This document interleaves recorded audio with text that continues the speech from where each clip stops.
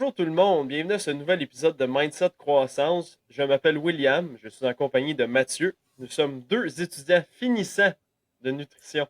Ça va bien Mathieu? Ça va super bien, toi? Ben oui, ben oui. Qu'est-ce qu'on va faire de bon en fin de semaine là?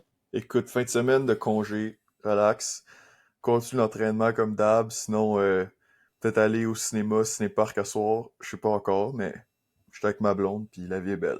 Bon, Puis toi? parfait, parfait. Moi tantôt, je m'en vais faire un 5 km de vélo cet après-midi.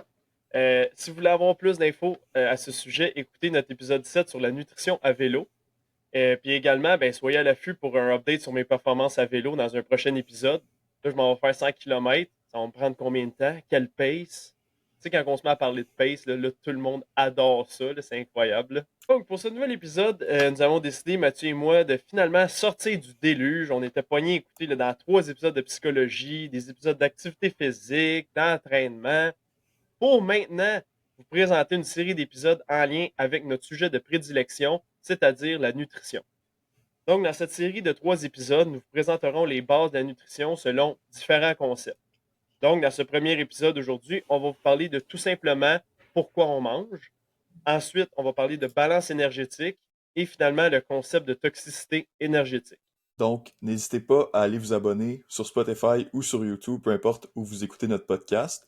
Laissez-nous un pouce en l'air ou un 5 étoiles si jamais vous avez apprécié notre épisode et n'hésitez pas à nous laisser des commentaires si vous avez des questions, des critiques, etc.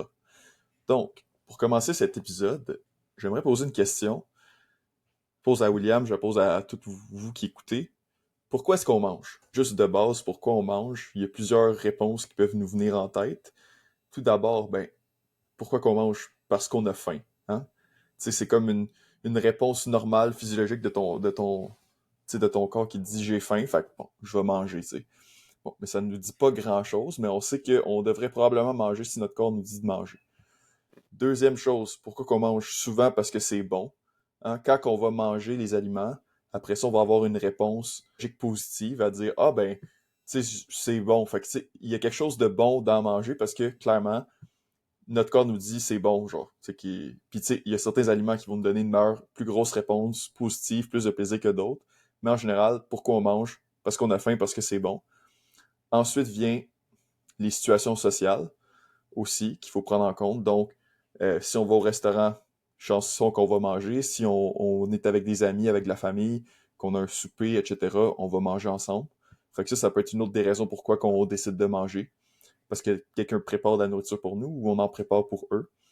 Puis enfin, aussi, ça pourrait être par habitude, tout simplement. Tu sais, il y a des gens qui, aujourd'hui, les signaux de société sont plus ou moins connectés avec eux, mais tu sais, si ça fait 20 ans qu'on se réveille le matin puis qu'on déjeune, ben les chances sont que qu'on ait faim ou pas, on va se réveiller puis on va déjeuner parce que c'est juste une habitude comme ça. On va dîner, on va souper, etc. ou pas, ou d'autres types de repas, d'autres moments. Les habitudes, c'est une des grosses raisons pourquoi les gens, en général, mangent aujourd'hui. Puis il y a plein d'autres raisons, tu sais, à la fois sociales, à la fois physiologiques, de pourquoi on a faim, pourquoi on mange, etc. Mais aujourd'hui, dans le fond, on va plus y aller d'un angle physiologique pour essayer de comprendre un peu plus à ce niveau-là comment ça fonctionne. Bon, c'est super. Donc, si on y va avec un premier point par rapport à l'angle physiologique de pourquoi on mange, ben, c'est principalement pour fournir de l'énergie sous forme de calories. Donc, toute la nourriture qu'on mange va fournir des calories. Puis ça va permettre à notre corps de se réguler, ben, de réguler sa température, puis de maintenir en marche toute la fonctionnalité essentielle à notre survie. Donc, dans le fond, tous nos organes, tous nos systèmes ont besoin d'énergie pour fonctionner. Donc, les calories vont permettre de soutenir ces systèmes-là. Également, ben, ça va nous aider à carburer à nos activités physiques. Donc, par exemple, moi, tantôt, je m'en vais faire du vélo. Je m'en vais dépenser environ, je sais pas, 2, 3, 4 000 calories peut-être. Donc, j'ai besoin d'énergie pour soutenir cette performance-là. Et que l'exercice soit planifié, comme dans mon cas, c'est un exercice planifié, le vélo, ou non. Donc, juste avec notre métabolisme de base, comme on va parler un petit peu plus tard dans le podcast, ben, ça nous prend de l'énergie pour soutenir juste nos activités de base non planifiées. Puis également, ça va permettre aussi de débuter le processus de digestion des aliments futurs. Exact. Ensuite, l'autre aspect de la nutrition, pourquoi c'est essentiel dans notre physiologie, c'est que ça vient fournir un apport en protéines qui sont à constituer d'acides aminés. Puis c'est des acides aminés qui vont être essentiels, qui vont permettre le fonctionnement normal du corps. Donc, il faut comprendre que dans notre corps, tu sais, oui, il y a les muscles qui contiennent les protéines puis qui ont besoin de protéines, mais on est en grande majorité constitué de protéines en général dans notre corps. Puis toutes les protéines, ils servent à plein de fonctions de notre corps pour maintenir le fonctionnement des cellules, des organes, des tissus, etc. Donc, on a toujours besoin d'avoir de nouveaux acides aminés qui rentrent dans le système pour pouvoir construire des nouvelles protéines puis pouvoir remplir les fonctions qui sont nécessaires. Également, les protéines sont également nécessaires pour maintenir ou obtenir les gains en masse musculaire. Donc, ça, on en avait déjà parlé dans un autre épisode. Puis c'est pour ça que les gens qui s'entraînent, souvent, on veut prendre plus de protéines parce que ben, si on veut que les gains, les adaptations puissent se produire, on va avoir assez de protéines pour que le corps puisse avoir des adaptations en masse musculaire. Puis également, la masse musculaire, comme on l'avait dit dans notre autre épisode sur euh, l'exercice de résistance, ben, c'est notre réserve d'acides aminés dans notre corps. Donc, si on veut maintenir cette réserve-là, maintenir notre masse musculaire, il faut continuer de consommer des protéines, sinon, ben, on va, on va manger un peu nos muscles, puis on va détruire nos réserves intérieures d'acides aminés. Donc, il faut avoir des protéines pour maintenir les fonctions essentielles, maintenir notre masse musculaire. Donc, également, les calories qu'on va consommer vont également contenir des lipides. Donc, fournir un apport en lipides essentiels, dans le fond, ça va nous aider à permettre le fonctionnement normal du corps, puis l'absorption de certaines vitamines qui sont dites liposolubles. Donc, les vitamines A, D, E et K. On va revenir ça voyons. Euh, on va faire. Voyons, Chris, c'est quoi le mot que je cherche? Oui, on va revenir plus en détail sur ce sujet-là, sur les vitamines de tout genre, les vitamines liposolubles, les vitamines minéraux, les lipides, les protéines, dans d'autres épisodes. Mais là, aujourd'hui, on vous présente seulement la base. Donc, c'est ça, les lipides vont permettre l'absorption de certaines vitamines dites liposolubles, A, D, E, K, et les lipides sont également nécessaires pour la construction de nos membranes cellulaires et la production d'un grand nombre d'hormones, dont par exemple la testostérone. Exact. Puis quand on parle de lipides essentiels, on peut dire les oméga 3, oméga 6 souvent qu'on parle qui sont essentiels. Mais c'est aussi essentiel d'avoir un certain nombre de lipides dans notre alimentation. Comme tu disais, là, les vitamines liposolubles, c'est que ça prend une certaine quantité de lipides pour qu'ils soient absorbés de la bonne façon. Puis c'est ça, si on veut maintenir notre fonction normale du corps là, avec les hormones nécessaires, puis nos membranes cellulaires, etc., ça va être important d'avoir assez de lipides. Euh, Finalement, un des derniers points là, quand on parle de qu'est-ce qui est essentiel, qu'est-ce que la nutrition nous fournit qui est essentiel, c'est bien entendu un apport en vitamines et minéraux qui vont être essentiels au fonctionnement normal du corps. Là, c'est très très large, mais dans le fond, les vitamines et les minéraux, c'est plein de petits composés euh, de petites molécules qui permettent, chacune d'elles est essentielle à certaines réactions qui se passent dans notre corps, des réactions chimiques. Puis sans ces vitamines minéraux-là, ben, il y aurait des réactions chimiques qui ne pourraient pas se produire. Et donc, ça mettrait en péril la survie puis le fonctionnement normal de notre corps. Donc, c'est pour ça que c'est important d'avoir assez de vitamines puis de minéraux qui sont essentiels.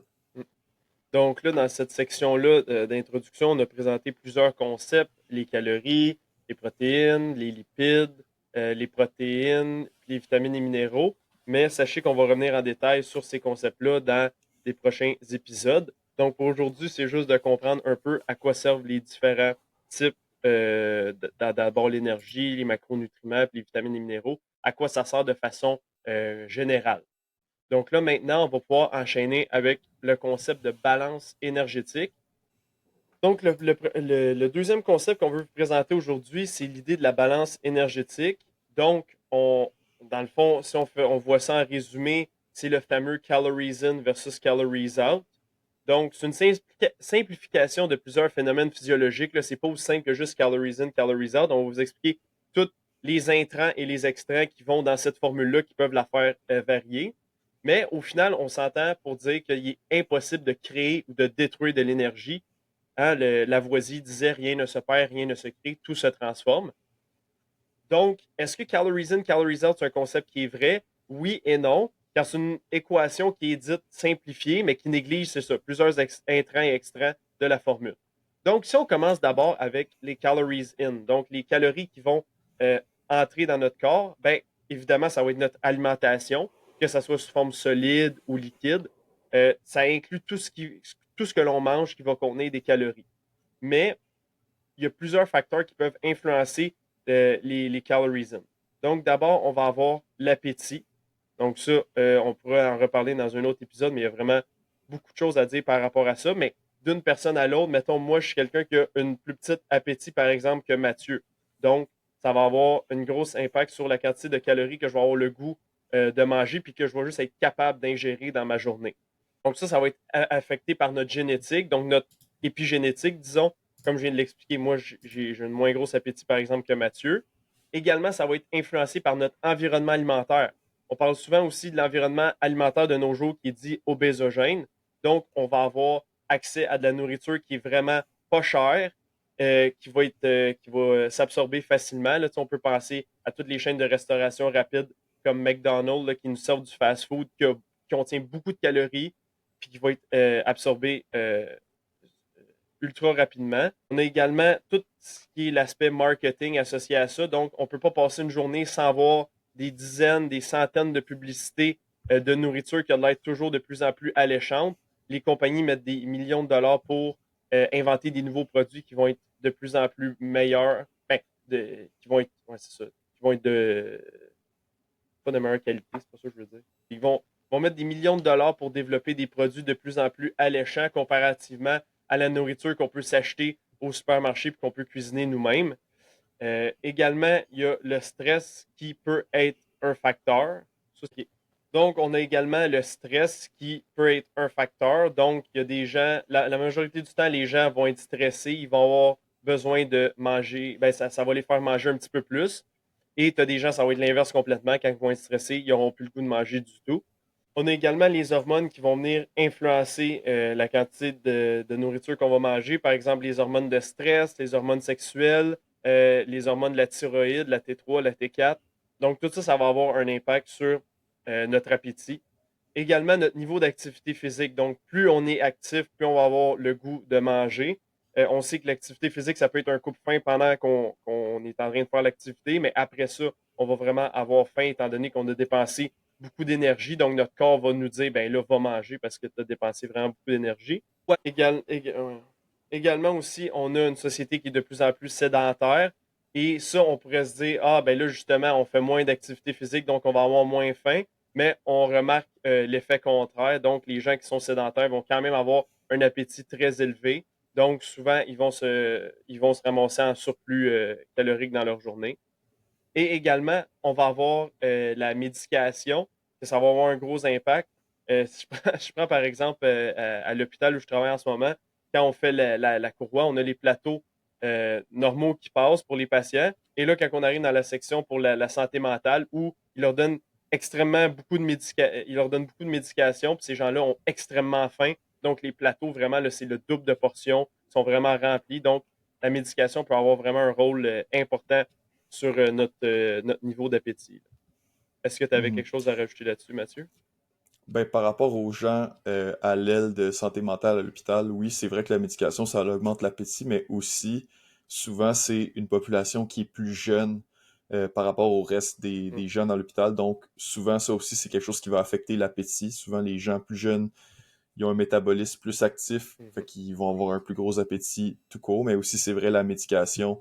Puis, tu sais, peu importe, il y a énormément de médications il va avoir un impact sur, on va dire, ah, ça fait perdre du poids, ça pourrait prendre du poids. Mais tu sais, c'est pas aussi simple que ça. Souvent, ça va agir sur un phénomène en particulier. Souvent, ce phénomène-là, c'est l'appétit. Ça va augmenter Mm. l'appétit, donc on va manger plus, donc ça nous fait prendre du poids. Mm. Ou ça peut au contraire diminuer l'appétit, ou ça peut agir sur un autre phénomène physiologique, mais souvent, ça va être Mm. l'appétit. Je connais beaucoup d'amis qui prenaient des médicaments, par exemple le Concerta là, pour la concentration et tout ça. Puis ces médicaments-là, soit pour les TDAH ou pour la concentration, vraiment, là, ça va vraiment couper l'appétit. Là. Donc, c'est des gens que sur l'heure du dîner à l'école, là, tu sais, ils mangeaient pas ou à peu près pas. Puis là, tu leur dis, ben là, il faudrait manger. Puis là, ils sont juste pas capables, ils ont pas faim. Ils peuvent passer toute la journée sans manger. Donc, c'est quand même impressionnant de voir qu'est-ce que la médication est capable de faire sur le niveau d'appétit. Là. Donc, on a parlé de l'impact de l'appétit sur les calories in, mais on va avoir également d'autres facteurs qui entrent en ligne de compte. On a par exemple l'absorption des nutriments. Donc, ça peut arriver que des gens aient une condition qui fait en sorte qu'ils ont de la malabsorption, donc ils ne vont pas absorber, par exemple, les lipides. Donc, à ce moment-là, ils vont se ramasser avec des sels qu'on dit qui sont des sels grasses. Donc, ça, c'est des gens qui n'absorbent pas du tout les lipides. Donc, ça, c'est sûr que ça va avoir un impact sur la quantité de calories qui vont être assimilées par le corps à ce moment-là. Donc, même si on les consomme par voie orale, donc, mettons, je dis par exemple, je vais consommer dans ma journée 3000 calories, mais si j'en ai seulement 2000 qui est assimilé au niveau de l'estomac puis mes intestins après ça, ben, mon corps va seulement considérer que j'ai consommé 2000 calories dans ma journée, là. Donc, la malabsorption, ça va avoir un gros impact sur les calories in. Après C'est ça. ça, Puis oh, il y a plusieurs maladies qui peuvent causer ça. Tu sais, je pense ceux qui ont des maladies de Crohn, des maladies mhm, inflammatoires de l'intestin, ça peut faire ça. Les gens qu'on a dû leur retirer une partie du système digestif, tu sais, par exemple, parce qu'ils ont eu un cancer, tu sais, on a enlevé une partie de l'intestin. Mais souvent, ces gens-là vont avoir de la difficulté à tout absorber la nourriture qu'ils consomment parce que ben, il y a juste pas assez de temps passé dans le tube digestif parce qu'il est rendu plus court. Donc, il y a vraiment plusieurs choses qui peuvent causer de la malabsorption. C'est pas vraiment quelque chose qu'on va observer dans la population. Tu sais, en général, la population en santé, c'est plutôt rare, là. C'est mhm, vraiment plus dans un contexte, tu sais, médical avec une certaine maladie du système digestif, là. mhm. Ouais, très bien dit. Également, après ça, les gens qui vont dire, ah, moi, là, tu sais, je compte toutes j'utilise une application pour calculer mes calories ou juste la méthode de papier-crayon, je calcule toutes mes calories. Il va avoir nécessairement une marge d'erreur dans le calcul de nos macronutriments. Si c'est une erreur, l'individu qui va mesurer n'est pas parfait, donc c'est sûr qu'il va avoir une certaine marge d'erreur avec tout ce qu'il va calculer dans sa journée. Donc, c'est sûr qu'on peut calculer une marge d'erreur de peut-être 5, 10, 15%, dépendamment la personne à quel point elle va tout bien calculer ces choses. Puis aussi, quand on mesure ces trucs, c'est pas nécessairement parfait, à moins qu'on utilise une balance électronique puis on y va vraiment au gramme près. Mais là, à ce moment-là, on peut avoir un autre truc qui va impacter ça, c'est la marge d'erreur sur les étiquettes, sur les étiquetages nutritionnels. Donc, c'est la faute directement de l'industrie à ce moment-là, qui a le droit à une marge de manœuvre, je crois, qui est de 10%. Corrige-moi, Mathieu, si c'est pas ça.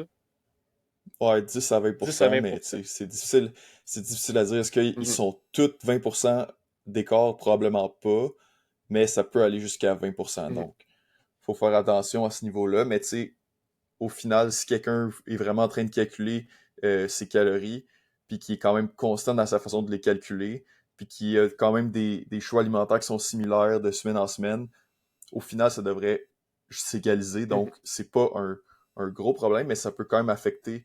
Tu sais, des fois, quand on se dit, ah, je comprends pas, calories in, calories out, ça fonctionne pas.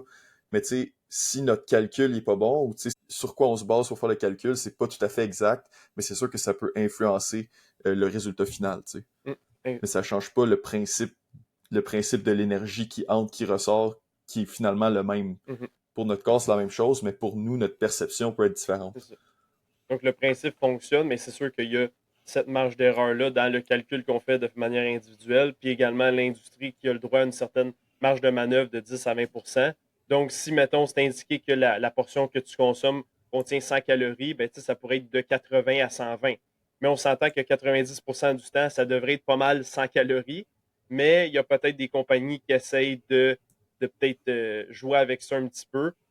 On sait par exemple qu'il y a des compagnies qui mettent des grosseurs de portions tellement minimes qu'ils peuvent arrondir à zéro, là. Par exemple, Hmm. si, mettons, ils ont moins que, je pense que c'est 5.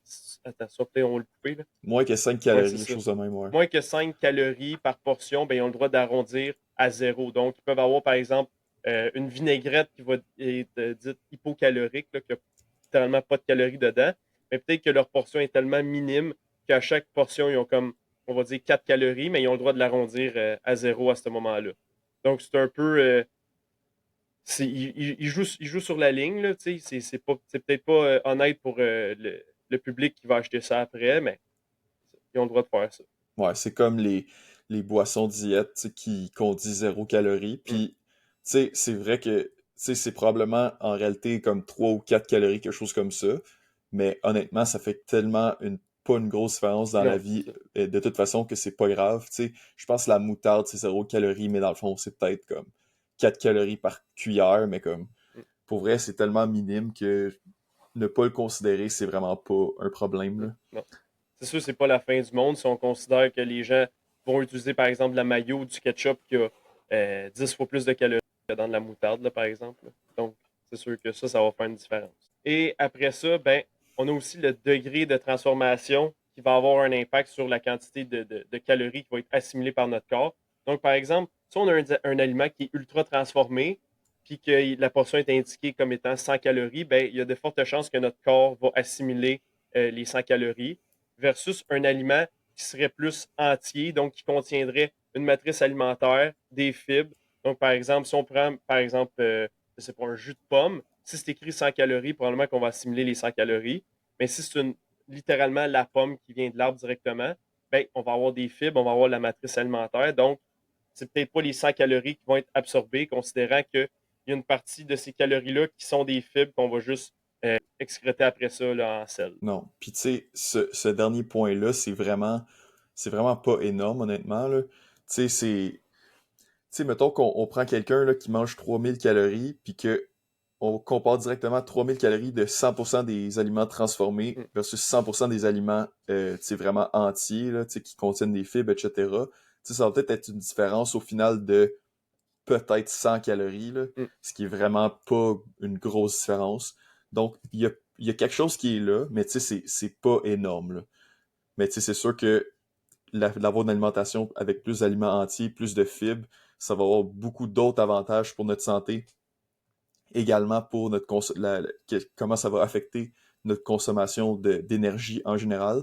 Mais il y a un petit effet qui est là mhm. de, on va peut-être absorber un peu moins d'énergie là, si notre corps doit travailler à travers des fibres qu'il n'est pas capable de digérer, puis une matrice alimentaire plus complexe versus quelque chose qui est vraiment transformé, vraiment raffiné, là. Mhm.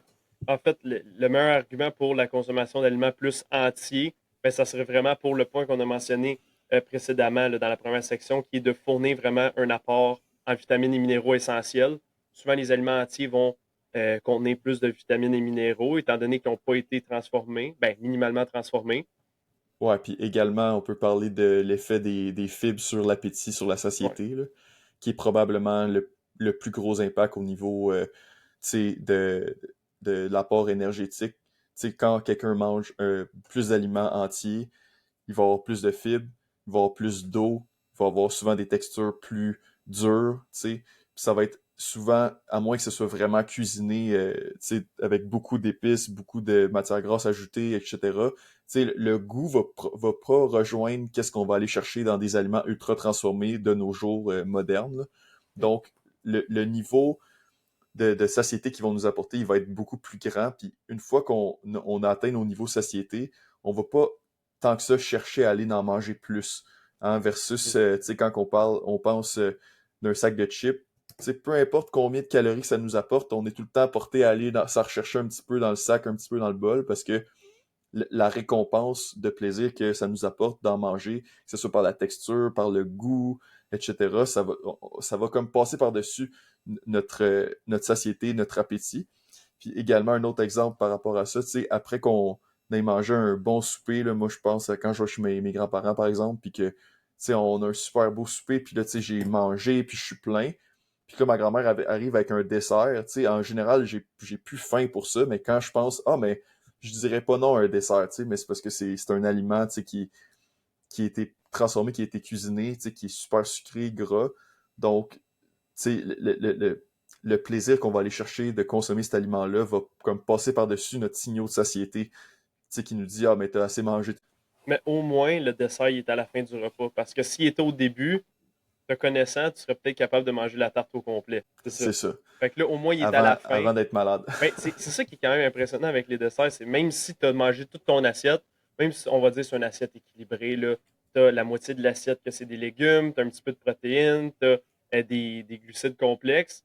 Malgré tout, on arrive à la fin du repas, on dit j'ai vraiment plus faim, puis là, on tombe quand même dans le dessert. Tu sais. Fait que Hmm. c'est quand même impressionnant de voir à quel point juste d'avoir des aliments qui sont plus formulés, là, vraiment comme tu dis, avec plus de sucre, plus de gras, donc vraiment là, même si on n'a plus faim, on va quand même en manger parce que la réponse au niveau du cerveau est incroyable. Tandis que si, mettons, t'es pas chez tes grands-parents, puis c'est juste un soir de semaine, puis que là, tu manges ton souper qui est équilibré, etc., puis que là, ton dessert, c'est comme de prendre un fruit, ben, tu sais, les fruits, c'est super bon, etc., mais si j'ai vraiment plus faim, j'irai pas me chercher un fruit parce que je suis comme, ah, j'ai plus faim, tu sais, Mm. mais si j'ai un peu encore faim, ben là, je peux aller me prendre un fruit, etc., puis ça va pouvoir venir terminer, là, tu sais, l'atteinte de mon signaux de satiété normal.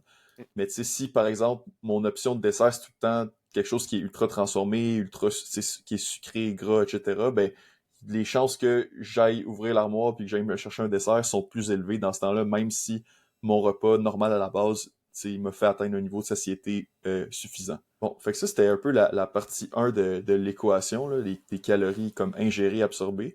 Puis ensuite, on a un élément encore plus important, là, tu sais, ou aussi important que je pourrais dire, c'est les calories qui sont dépensées ou les calories out. Donc, toute l'histoire de la dépense énergétique euh, que notre corps fait. Euh, pour commencer, notre corps, il souhaite toujours maintenir l'homéostasie. Comme dans la grande majorité des principes biologiques, tu sais, notre corps, il aime ça être en contrôle puis maintenir la fonction normale.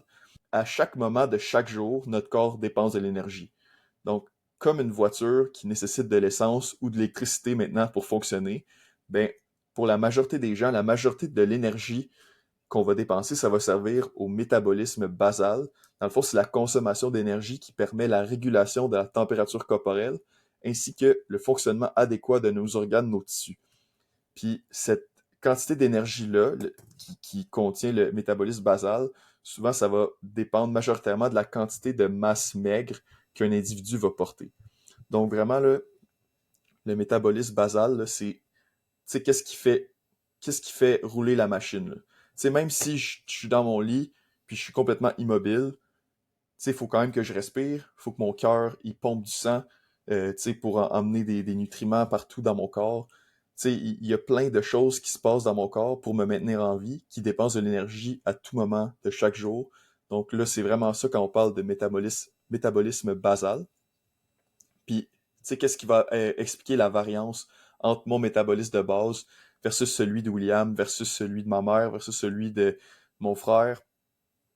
En général, ça va vraiment être la quantité de masse maigre qu'un individu porte, parce que souvent, la masse maigre, ça va être euh, des tissus dans notre corps qui sont métaboliquement actifs, donc qui dépensent plus d'énergie. Puis souvent, la masse maigre, tu sais, qu'est-ce qui va expliquer que quelqu'un en a plus qu'un autre? Souvent, c'est juste tout simplement la masse musculaire. Tu sais, oui, il y a la masse des organes qui sont de la masse maigre qui dépense énormément d'énergie aussi, mais souvent, ça, c'est pas mal constant par rapport à notre grandeur, notre grosseur en tant que personne. Qu'est-ce qui va vraiment changer le plus, c'est la quantité de masse musculaire. Donc, vraiment un athlète qui s'entraîne beaucoup, puis qui a plus de masse musculaire, son métabolisme de base va être plus élevé. Quelqu'un qui s'entraîne au gym, puis qui a, depuis plusieurs années, puis qui a plus de masse musculaire, c'est sûr que son métabolisme de base, par rapport à quelqu'un d'autre, va être plus élevé. Fait que ça, c'est le numéro un, la dépense énergétique, le métabolisme de base. Fait qu'on a trois autres éléments, en fait, qui vont venir affecter également la dépense énergétique, mais c'est vraiment habituellement celui-là, le métabolisme de base, qui va prendre la plus grosse partie là, du tableau. Là. Si on avait un diagramme en forme de tarte, là, ce serait le métabolisme de base, en Mm. général, chez les gens qui prennent le plus d'espace. Mm. Peux-tu rajouter un point là-dessus, Mathieu? Ouais. C'est souvent la raison pourquoi les gens là, disent que les gars de gym, par exemple, on peut voir ça, là, les influenceurs là, qui vont manger au McDo, ils mangent n'importe quoi. Puis là, ils sont comme, ah, eux autres, ils peuvent manger n'importe quoi. Là, tu sais, ils sont, parce qu'ils sont, tu sais, puis ils prendront pas de gras, ils sont en shape, puis tout ça. Mais souvent, ça va être, ben, souvent, c'est parce qu'ils prennent des stéroïdes aussi. Et ils l'admettent Ouais. pas. Ça, c'est le plus gros problème, en fait. Donc, ça va booster leurs hormones, puis tout, puis ça, ils vont, en tout cas, le métabolisme de base va être augmenté grandement. Mais de façon générale, quelqu'un qui va avoir plus de masse maigre, comme tu dis, ben, il va avoir un métabolisme de base plus élevé. Donc, c'est pour ça que tu as l'impression que ces gens-là, ils vont littéralement manger tout le temps. Mais souvent, c'est une combinaison de plusieurs choses. Oui, ils vont manger beaucoup parce qu'ils peuvent se le permettre, parce que le métabolisme de base est comme plus élevé aussi. Puis si on regarde leur assiette, ben, souvent, ils vont consommer un petit peu plus de protéines, donc ont un effet de satiété qui est un petit peu plus important. Mais le point que je voulais amener là, c'était vraiment les personnes que tu vas faire des challenges, tu sais, mettons, ah là, je vais rester en shape, je vais rester avec mon six-pack, mais je veux juste aller manger au McDo, par exemple, pendant comme un mois. Ben, ça peut fonctionner parce qu'au final, ils restent quand même à un niveau de maintenance au niveau de leurs calories, là, tu sais. Puis là, d'une certaine façon, je sais pas trop comment, ils sont quand même en mesure d'avoir assez de protéines pour maintenir leur niveau de masse maigre. Ils vont continuer à s'entraîner. Puis au McDo, ben, il y a moyen quand même d'avoir c'est des boulettes de steak hachées, donc il y a quand même des protéines dans les hamburgers. Mhm. Je sais pas si tu es C'est d'accord sûr avec qu'avec mon ton, point, là. Je sais pas si tu peux amener ouais, des mais avec nuances, ton là. exemple, qu'est-ce que tu prends un peu de l'avance parce que dans la dépense énergétique, il y a vraiment plusieurs éléments. Il y a Mhm. quatre éléments principaux. Puis, tu sais, avec ton exemple, c'est vrai que le fait que quelqu'un ait plus de masse musculaire, ça va faire qu'il peut manger un peu plus. Mais il y a beaucoup d'autres éléments qui peuvent affecter ça.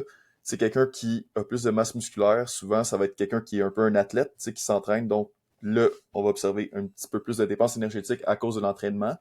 Puis également, tu sais, dans quelqu'un qui est en ligne puis qui se monte manger du fast-food puis tout ça, ben c'est que tu sais pas quand il est pas sa caméra qu'est-ce qui se passe.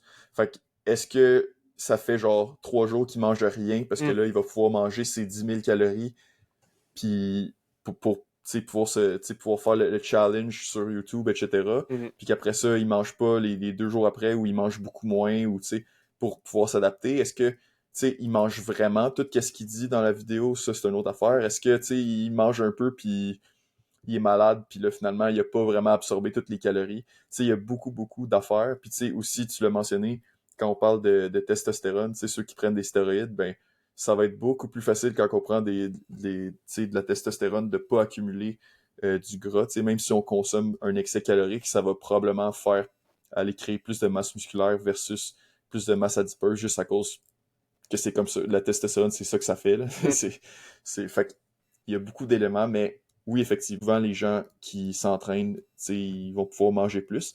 Puis je pense aussi, il y a un élément de, tu sais, souvent quand que t'es quelqu'un qui bouge plus, qui s'entraîne, juste la qualité de qu'est-ce que tu manges souvent, c'est quelque chose que les gens vont faire plus attention aussi. Puis qu'est-ce qui arrive, c'est que quand tu manges des aliments qui sont entiers, ben, ça a l'air d'être beaucoup Mhm. de bouffe parce que ça prend plus de nourriture justement pour atteindre le même niveau de calories que quelqu'un, par exemple, qui mange beaucoup des petits snacks transformés. Tu sais, ça a l'air de rien. Tu sais, on dirait que tu manges presque rien, mais ça contient énormément de calories pour la plupart. Tu sais, quand on a du sucre ajouté, quand on a beaucoup Mhm. de lipides, là. Tu sais, souvent, des fois, on a l'impression, ah, la personne est tout le temps en train de manger, elle mange beaucoup.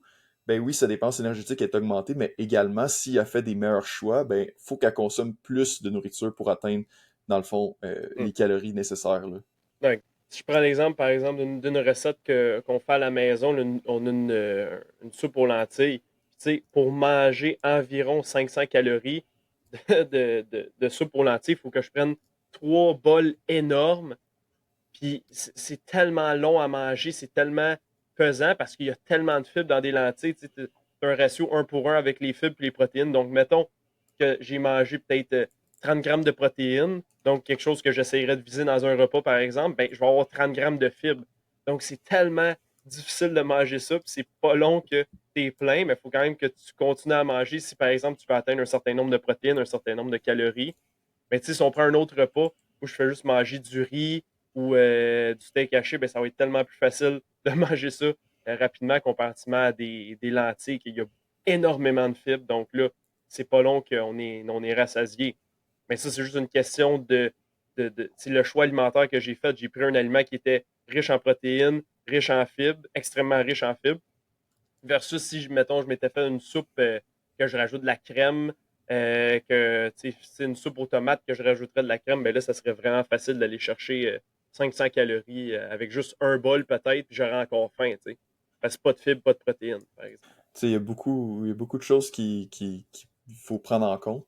Fait que, si on revient à la dépense énergétique, fait que numéro un, le métabolisme de base, juste pour maintenir le corps en fonction, nous maintenir en vie, température, etc. Fait que ça, c'est probablement la plus grosse partie de la dépense énergétique. Ensuite, on a l'idée de euh, le food thermogenesis, comme on dit en anglais, ou la dépense énergétique vraiment pour digérer les aliments qu'on mange. Donc, pour aller extraire les nutriments et l'énergie qui sont présents dans les aliments qu'on consomme, il faut également investir une petite quantité d'énergie pour les digérer. Fait que, dans le fond, tu sais, si on pense à moi qui mange une poitrine de poulet, exemple, avec du riz, ben oui, je le mâche, etc. Mais tu sais, quand ça arrive dans mon système digestif, ça peut pas juste passer au travers de mes membranes puis rentrer en dedans de moi. Tu sais, il faut qu'on le défasse. Il faut que mes protéines de poulet, faut que je les casse en miettes, en mini morceaux de molécules pour être capable qu'ils rentrent, à travers mes membranes, qu'ils rentrent dans mon sang. Même chose avec le riz, faut qu'on le casse toutes les l'amidon pour faire des petites molécules de glucose pour pouvoir les absorber. Donc, il veut pas, va falloir investir un petit peu d'énergie, que ça soit pour faire les enzymes qui vont être nécessaires à ça. Donc, là, il y a un petit peu d'énergie qui se fait dépenser. Puis qu'est-ce qui est intéressant avec ça, c'est que certains macronutriments, ils nécessitent plus d'énergie afin de les digérer. Par exemple, les protéines, étant donné que c'est plus complexe, dans le fond, à digérer, ben, on va dépenser plus d'énergie. Puis je pense que ça peut même aller jusqu'à 30% de l'énergie qu'on vient consommer des protéines, ben, on va l'utiliser seulement pour, dans le fond, les digérer. Donc, c'est pour ça que c'est une des raisons pourquoi manger plus de protéines, ça peut être bon aussi. C'est qu'on dit que ça contient un certain nombre de calories, mais il y a beaucoup de calories qui sont utilisées juste pour les digérer. Donc, ça, c'est un élément qui est quand même positif par rapport à ça. Mais ouais, donc, tu sais, on peut s'imaginer quelqu'un qui prend un verre de jus, que toutes les calories proviennent du sucre là-dedans. Ben, le sucre, c'est déjà très, très, très simplifié. Donc, ça prend pas beaucoup d'énergie pour l'assimiler.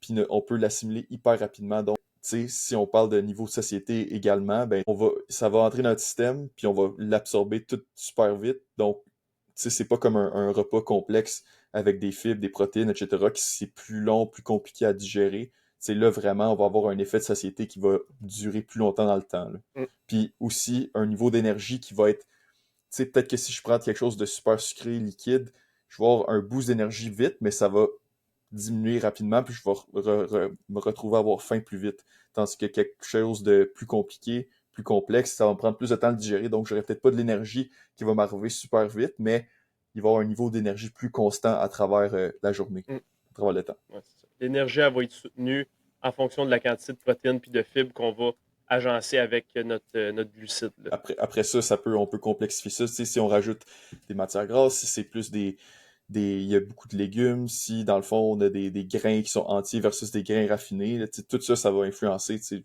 Mm. on peut aller, mais en général, tu sais, si je parle de quelque chose qui est hyper simple, comme des sucres simples, versus un repas complet, là, tu sais, vraiment, on va avoir un gros impact là, à Mm. ce niveau-là. Ensuite, on a, dans notre dépense d'énergie, on a également de l'énergie qu'on dépense pour réfléchir, pour bouger, pour euh, toutes nos activités qu'on fait dans la vie, là, des activités physiques. Puis, comme tu l'as dit tantôt, on peut avoir des activités physiques qui sont planifiées ou non. C'est cette catégorie-là qui va probablement représenter la plus grande différence individuelle dans notre dépense énergétique. Puis, ça dépend majoritairement de notre niveau d'activité. Quand on parle d'énergie qui est de dépenses énergétiques d'activité physique non planifiée, on va appeler ça le NEAT, N-E-A-T. Puis quand on va dire planifié, on va dire ET ou juste exercice physique en général.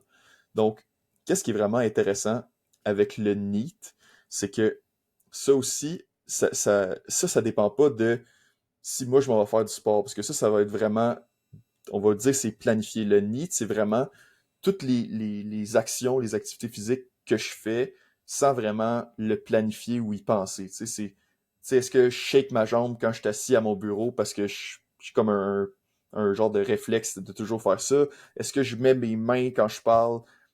À quel point je bouge, tu sais, dans la vie en général? Est-ce que je...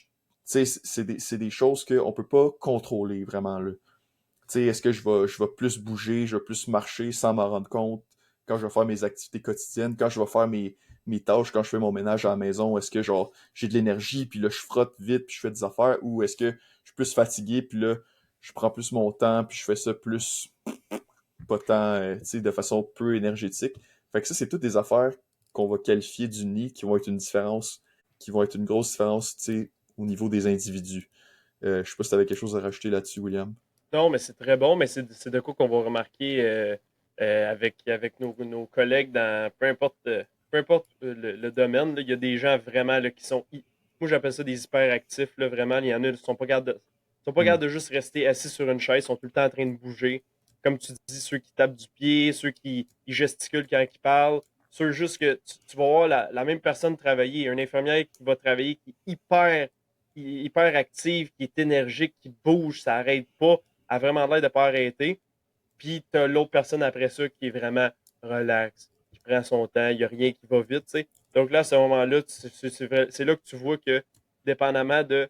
Ils font le même emploi, là. Fait qu'on pourrait pas dire quand tu es infirmière, ben là, tu vas brûler tant de calories dans ta journée, parce que ça va vraiment dépendre du nombre de pas que tu vas faire, comment tu vas les faire, à quel point tu es active, tu es réactive dans ta journée. Là. Tu sais, il y en a qui ont plein de tics nerveux, que c'est sûr que ça doit brûler plus de calories.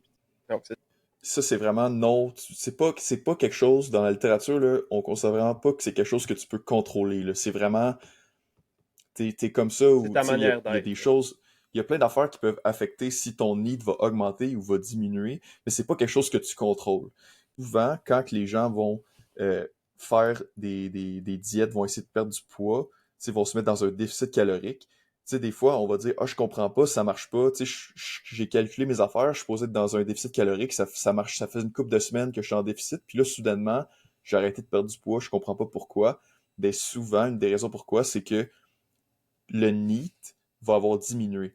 Puis là, ça, c'est pas quelque chose qu'on contrôle vraiment. Tu sais, c'est juste que ton corps, quand il se réalise que tu manges moins de calories puis qu'il est en déficit énergétique, lui, il veut pas ça. Fait qu'il il fait tout pour diminuer ta dépense énergétique pour pouvoir conserver ses réserves là, d'énergie dans le corps. Le NEAT, ça va être une des choses qui va diminuer en premier. Tu sais. Fait que souvent, les gens qui font un déficit calorique vont se sentir un peu plus fatigués, vont avoir comme moins d'énergie, vont être plus paresseux. Tu sais, on va passer plus de temps assis, plus de temps couché versus à être debout, à faire des choses. Tu sais, on va sembler être moins énergétique. Tu sais, comme que tu disais tantôt, là, tu sais, les gens qui ont l'air d'être tout le temps tu sais, sur le pep, tu sais, réveillés, ben, tu sais, souvent, le déficit calorique va faire diminuer ça. Puis là, ça, c'est une grosse partie de l'adaptation métabolique, tu sais. Souvent, les gens on pensait que c'était notre métabolisme de base qui diminuait. Puis c'est vrai que ça peut diminuer un petit peu, surtout quand on parle de grosse perte de poids. Puis tu sais, aussi, on peut penser quelqu'un, par exemple, qui perd 50 livres, ben toutes ces activités qu'il va faire au travers de la journée, ben il va dépenser moins d'énergie à les faire parce qu'il est plus léger. Tu sais, ça, c'est plus logique. Tu sais, puis oui, au niveau du métabolisme de base, si on perd énormément de poids, on va perdre un certain nombre de masse maigre aussi, donc un petit peu de tissu qui est métaboliquement actif, donc ça va faire diminuer. Mais la majorité là, de notre dépense énergétique qui diminue, ça va être vraiment le NEAT. Fait que toute l'activité physique, tu sais, qui est non planifiée, qu'on contrôle pas. Puis également, on peut parler tantôt de l'exercice physique qui est, elle, planifié. Donc ça va être, tu sais, ça va être dicté par nos habitudes de vie vraiment. Là. Tu sais, si on est quelqu'un qui euh, fait de l'exercice cardiovasculaire, quelqu'un qui va s'entraîner au gym, ça, c'est des choses qui, bien entendu, dépensent de l'énergie. Tu sais, les gens qui prennent des marches puis qui comptent leurs pas, qui ont un objectif de faire un certain nombre de pas à chaque jour, ben là, ça va aller au niveau planifié. C'est sûr que le nombre de pas, c'est comme spécial parce que c'est un peu entre les deux, dépendamment. Parce que si vraiment t'es quelqu'un qui planifie, qui est genre, OK, moi j'ai vraiment un objectif de faire 10 000 pas par jour, par exemple. Mais là, ça devient un peu plus de l'exercice qui est planifié. Mais souvent, qu'est-ce qu'on va faire pour mesurer le NEAT des gens? C'est qu'on va leur mettre tu sais, une montre ou un genre de Fitbit qui compte les pas, mais les gens, ils n'ont pas vraiment un objectif de faire un certain nombre de pas. Ou tu sais, des fois, c'est des montres qui n'ont pas d'écran, là, ou tu sais, comme un bracelet. Fait que tu peux pas savoir le nombre de pas que tu as fait. C'est juste pour mesurer combien tu en fais à chaque jour. Puis souvent, c'est là qu'on va observer les différences au niveau du NEAT. Parce que les gens vont faire moins de pas. Tu sais, puis c'est pas planifié qu'ils en fassent moins, c'est pas planifié qu'ils en fassent plus, c'est juste qu'ils vont en faire moins parce que c'est par exemple quelqu'un qui est dans un déficit calorique, qui va avoir moins d'énergie, va dépenser moins d'énergie en général. Souvent, le nombre de pas va diminuer. Fait que c'est de là que des fois se mettre un nombre, tu sais, quelqu'un qui essaie de perdre du poids puis qui veut essayer de maintenir sa dépense énergétique, qui est de se mettre un objectif de faire un certain nombre de pas chaque jour puis de le maintenir, ben ça va, même si notre need va diminuer, c'est sûr parce que les pas, c'est pas la seule chose seule activité physique qu'on fait qui n'est pas planifiée. Mais si on peut maintenir notre niveau de pas par jour, de marche qu'on fait, ça va pouvoir maintenir notre dépense énergétique un peu plus élevée, même si là, on va penser que la marche, ça devient une activité qui est plus planifiée parce qu'on y pense. Je sais Hmm. pas si c'était clair la façon dont je l'ai expliqué. Je pense que oui. Je pense que oui. On le réécoute. On va voir. Ok, peut-être quelque chose à ajouter là-dessus? Non, t'es l'expert du NEAT. Moi, je te laisse L'expert. aller là-dessus. Ok, fait que le NEAT, c'est quelque chose qui est vraiment pas planifié. Puis il y a aussi l'exercice physique planifié. Puis ça, c'est, encore une fois, c'est extrêmement individuel. Tu sais, est-ce que tu es un sportif ou pas? Tu sais, quand je disais que le métabolisme basal, souvent, ça va être ça qui va prendre la plus grosse partie de la dépense énergétique.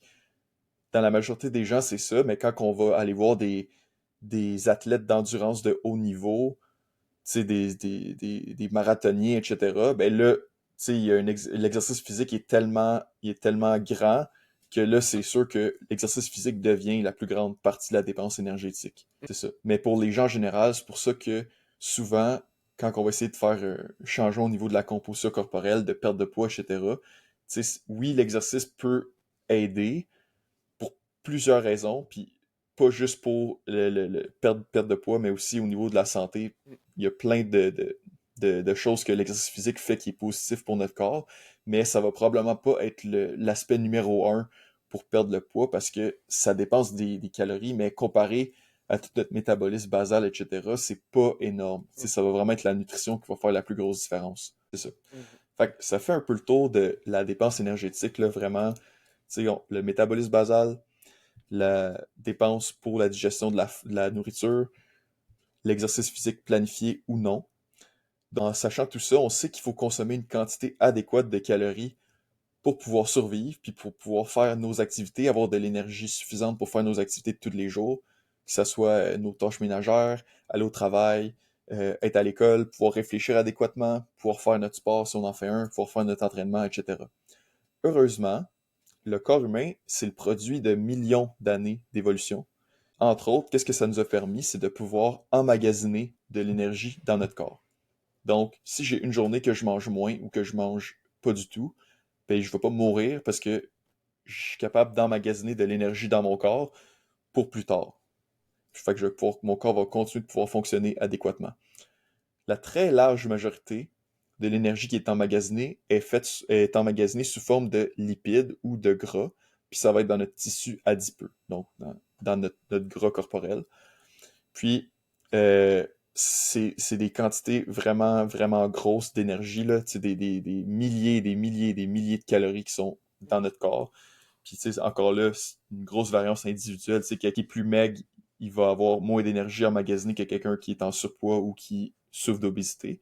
Mais même chez quelqu'un qui est quand même très maigre, il va avoir plusieurs jours là, d'énergie d'emmagasiner pour survivre, là. Fait que, tu sais, c'est vraiment ça la principale raison de pourquoi on a des réserves de gras dans notre corps.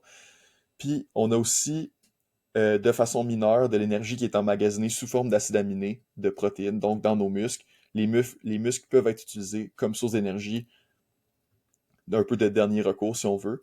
Puis également, on a un petit peu de glucides qui sont accumulés sous forme de glycogène dans nos muscles et dans nos foies, dans notre foie. On a juste un foie. Donc, c'est ça. Fait que les glucides, c'est ça. On en a, puis souvent, ça va être ça qui va être utilisé lors de l'exercice plus intense, mais ces réserves-là sont quand même assez limitées. Donc, tu sais, un entraînement intense de 1 heure, par exemple, ça va suffire à diminuer considérablement nos réserves en glycogène. Donc, ça, va falloir les rétablir en consommant des glucides, par exemple, parce que sinon, cette réserve-là d'énergie sous forme de glucides, elle va pas revenir. Tandis que le gras, on en a quantité d'énergie qui est énorme, là, qui est vraiment, vraiment, vraiment grosse. Fait que on manquera pas d'énergie sous forme de gras, c'est presque impossible.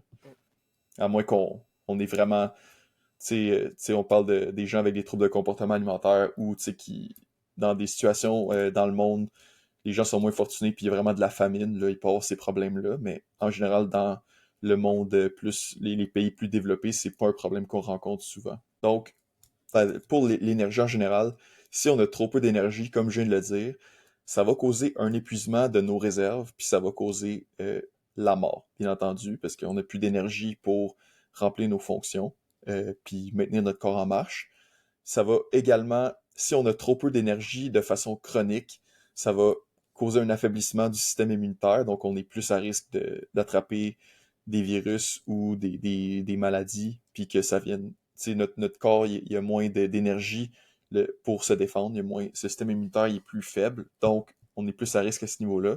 Puis également, à la longue, si on est malnutri, de ce point de vue-là, on va avoir une perte de notre force puis de notre masse musculaire.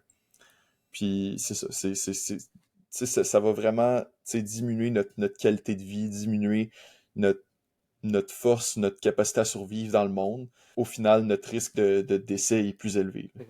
Puis je pense, au-delà de juste l'affaiblissement du système immunitaire, je pense de façon générale, tous nos systèmes dans notre corps vont vraiment être Mhm. affaiblis ou vont vraiment être au ralenti.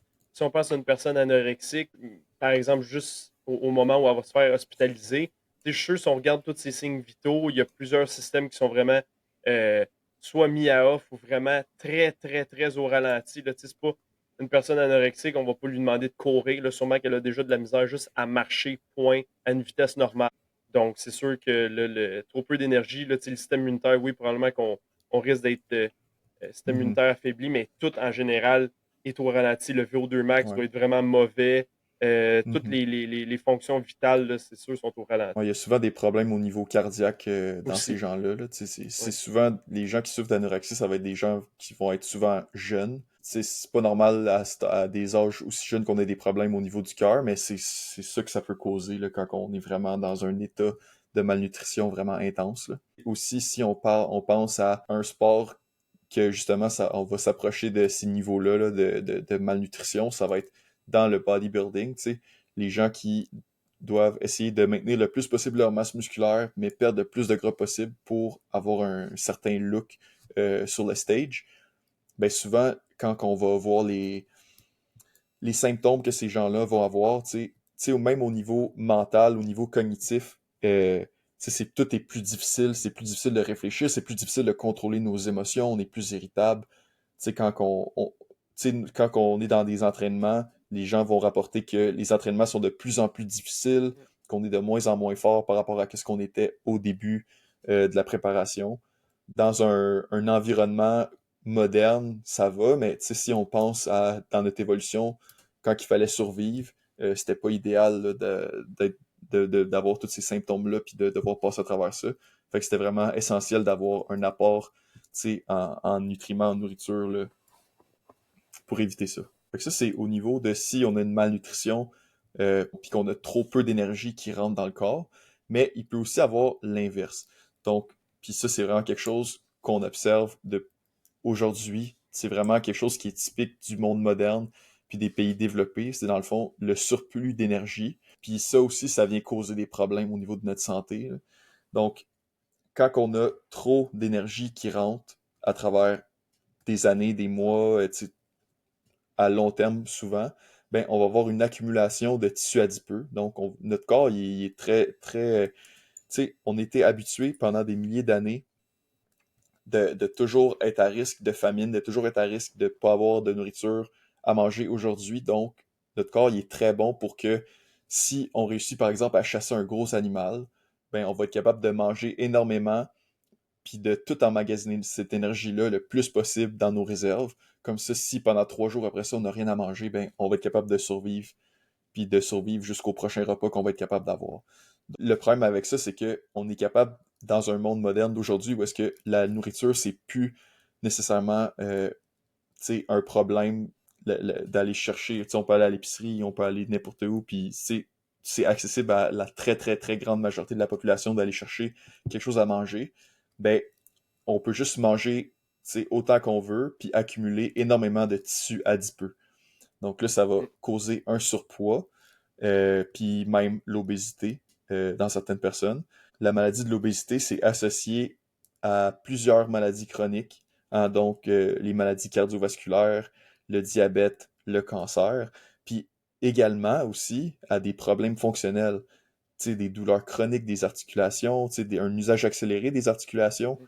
Notre corps, quand on parle de gens qui sont un niveau d'obésité qui est très, très, très élevé, le corps n'a pas nécessairement été designé dans l'évolution pour transporter autant de poids que ça à tous les jours, dans toutes les actions qu'on fait. Donc, les articulations vont prendre un coup. Souvent, chez ces gens-là, on va avoir des problèmes de genoux, des problèmes de dos, tu sais, tout ça. Et également, avoir un surpoids, avoir de l'obésité, souvent, ça va être associé avec des problèmes de santé mentale, là.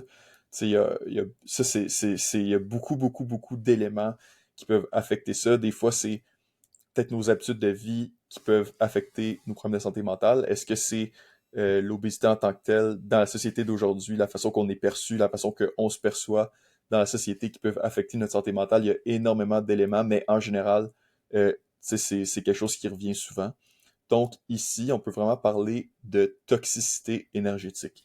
C'est de là que vient ce terme, que je ne sais pas si vous avez déjà entendu. Mais dans le fond, c'est ça, quand on parle vraiment de quelqu'un, un individu qui consomme trop de calories de façon chronique, ben ça va venir finalement être toxique pour le corps parce qu'on va avoir accumulé trop de tissu adipeux, trop de poids en surplus. Fait qu'on va appeler ça de la toxicité énergétique. Mm. Puis j'aime ça comme mot parce que des fois, on a des aliments ou on a des patterns alimentaires qu'on va se dire, ah, mais tu sais, cette personne-là, tu sais, elle mange des aliments qu'on considère en général qui sont entiers, qui sont considérés comme bons pour la santé. Tu sais, elle mange pas beaucoup de fast-food, elle mange pas tant tu sais, des aliments, tu sais, que souvent on va dire « Ah, c'est moins bon pour la santé ».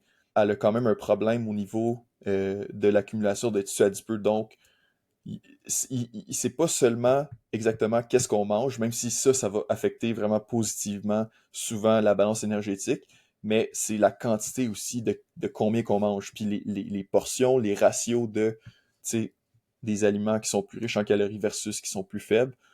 Donc, il faut vraiment prendre en compte l'énergie qu'on consomme versus celle qu'on dépense, c'est quand même super important.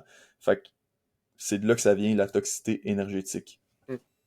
Donc, dans le fond, on a beau avoir les meilleures habitudes alimentaires, la meilleure diète, entre guillemets, si on est en surplus calorique pendant des années, ben, on va quand même avoir potentiellement l'obésité ou sinon des problèmes cardiovasculaires, diabète, cancer, tous les problèmes que tu as nommés dans le fond. Donc, au final, si on est en excès d'énergie, ben, c'est pas bon pour le corps. Puis c'est là d'où vient l'idée de toxicité énergétique. Des fois, les gens vont dire, ah, mais tu sais, je comprends pas parce que quand je regarde qu'est-ce que je mange, tu sais, à tous les jours, tu sais, je mange des fruits, je mange des légumes, tu sais, je prends des bons gras, tu sais, je mange des protéines, je mange des grains entiers, etc.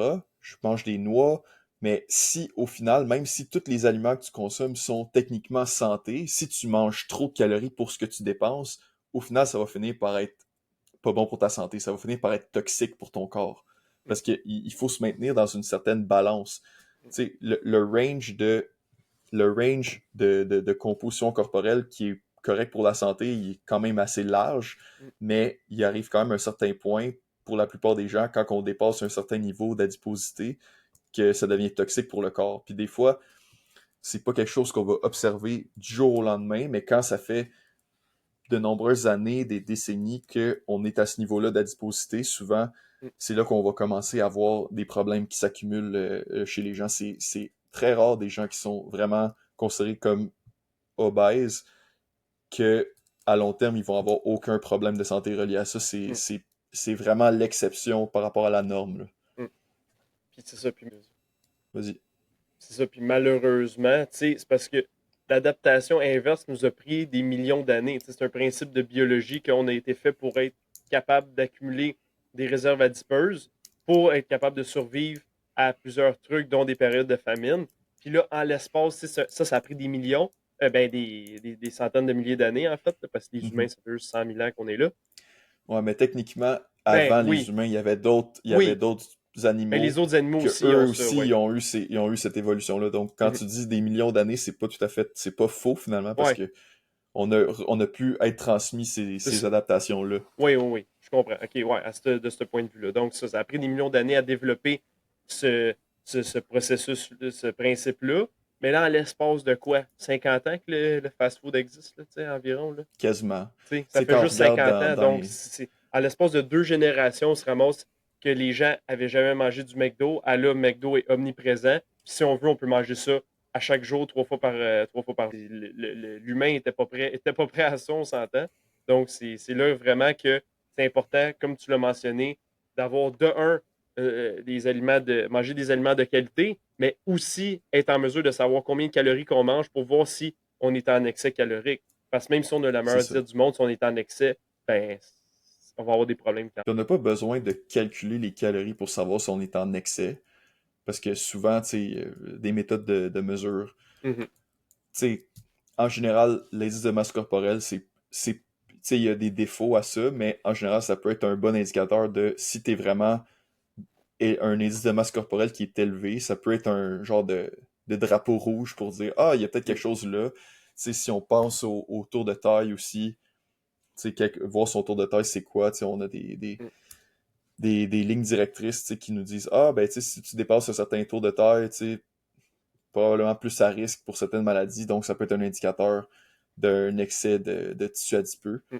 Fait que, tu sais, tu sais, si on voit que notre poids augmente, tu sais, de mois en mois, si on le mesure, tu sais, régulièrement, puis qu'on n'est pas vraiment dans un programme d'entraînement, tu sais, au gym où est-ce qu'on s'attendrait à prendre de la masse au niveau musculaire, mais ça peut être un indicateur que on consomme un peu trop pour. Puis tu sais, Mhm. souvent les gens vont le remarquer dans leurs vêtements. Mhm. Ah, c'est plus serré que c'était avant, ou ils vont le remarquer dans le miroir, etc. Mhm. Donc, tu sais, il n'y a pas nécessairement besoin de calculer les calories.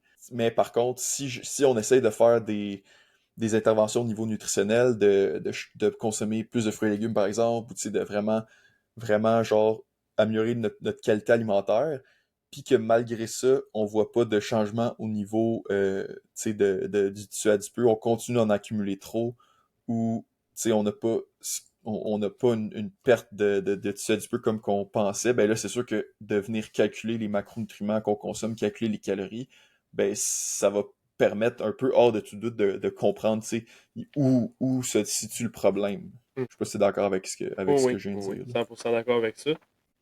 Et finalement, dernier concept aujourd'hui, dans le fond, on va définir c'est quoi un macronutriment. On en a parlé quand même beaucoup aujourd'hui, mais là, dans le fond, on va juste donner une définition, puis on va définir les macronutriments qui existent. Donc, dans le fond, c'est les nutriments dans notre alimentation qui vont contenir de l'énergie, tout simplement. Donc, on va avoir les lipides, les glucides, les protéines, puis on en a plein d'autres qu'on va voir dans d'autres épisodes aussi, qui sont plus des petits détails, comme par exemple l'alcool, les fibres.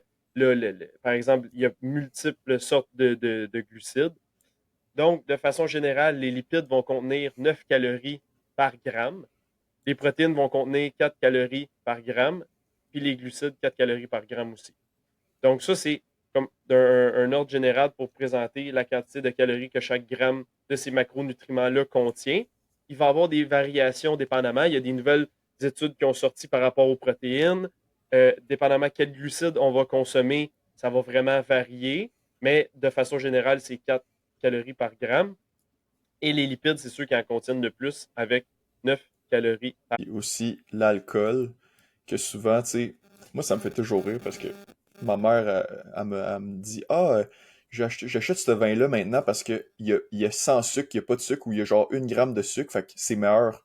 Mais tu sais, l'affaire, c'est que la quantité de glucides ou de sucre dans le vin ou dans les, tu sais, souvent dans tu sais, des fois, dans la bière, on va voir, ah, seulement 1 gramme de glucides ou 2 grammes de glucides, mais la grande majorité des calories provient de l'alcool. Mm, Puis l'alcool, c'est 7 kilocalories par gramme, donc quasiment autant que dans les lipides, finalement. mm.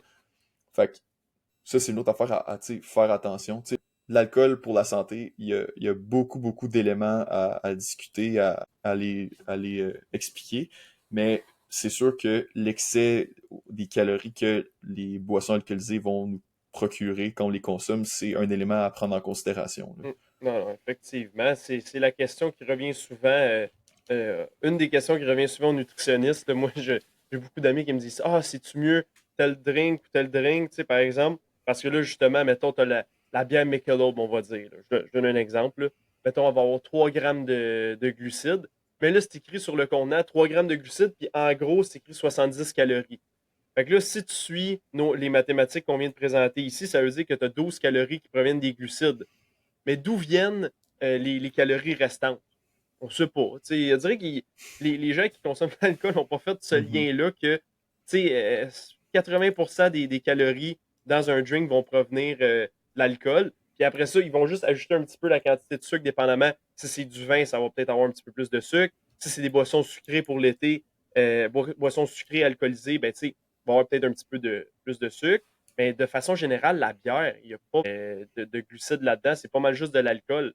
Donc, après ça, c'est vraiment le pourcentage d'alcool qui va définir la quantité de calories. Mais Mhm. ça, la majorité des gens vont pas penser à ça directement. Ouais, ben tu sais, la bière, ça peut contenir des glucides, mais surtout les bières légères, là, c'est souvent, ils ont très peu de glucides, là, Mm. c'est vraiment l'alcool. Fait donc, tu sais, si quelqu'un veut vraiment faire attention de, tu sais, il est à risque de surconsommer des calories, puis qui veut quand même boire de l'alcool, tu sais, est-ce qu'il y a des choix qui sont meilleurs que d'autres? C'est sûr que choisir des breuvages qui contiennent moins de glucides, moins de calories qui sont pas directement de l'alcool, c'est sûr que ça peut aider dans un sens, mais il faut prendre en compte que l'alcool, ça va quand même être la majorité des calories qu'on va consommer dans les breuvages alcoolisés, là. Donc, c'est pas mal tout pour l'épisode d'aujourd'hui. J'espère que vous avez trouvé ça intéressant. On a vu quand même beaucoup de choses. J'espère que c'était clair. Si jamais vous avez plus de questions ou tu sais, même des critiques par rapport à comment on a expliqué l'information, ben, vous pouvez nous laisser des commentaires ou vous pouvez nous contacter sur Instagram. Ça va nous faire plaisir de répondre à vos questions puis de parler avec vous pour l'expliquer avec plus de détails ou mieux le vulgariser. Puis pour le prochain épisode, là, au niveau de la nutrition, on va aller voir pourquoi prendre conscience de la composition en macronutriments des aliments, ça peut être favorable. Là, on a parlé de l'énergie aujourd'hui, fait que là, les macronutriments, c'est vraiment les nutriments qui contiennent de l'énergie dans les aliments. C'est de comprendre la différence entre les protéines, les glucides, les lipides, puis de comprendre les aliments, en quoi ils sont composés pour faire des meilleurs choix finalement au niveau de notre alimentation. Puis mieux comprendre vraiment l'effet des aliments sur notre corps. Donc, si vous avez aimé l'épisode, n'hésitez pas à nous mettre un 5 étoiles sur Spotify ou nous mettre un j'aime sur YouTube. N'oubliez pas de vous abonner si vous voulez pas manquer les prochains épisodes. Encore une fois, laissez-nous un message, un commentaire si jamais. Et on se revoit la semaine prochaine pour un prochain épisode de Mindset Croissance.